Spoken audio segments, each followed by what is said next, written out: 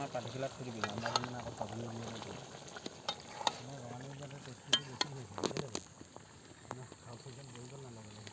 মই ভাবিছিলোঁ ঘাগৰলৈকে যাওঁগৈ নেকি আকৌ ছোৱালীগাল লৈ ঘাগৰলৈ বৰ অসুবিধা ঘাগৰ যোৱা মানে দোকান পুৰা বন্ধ কৰি দিব লাগিব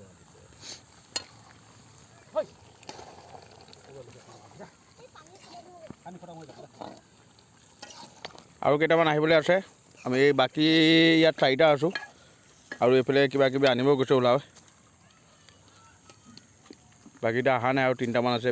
কাম কৰি আছে কামৰ পৰা আহিব ডাইৰেক্ট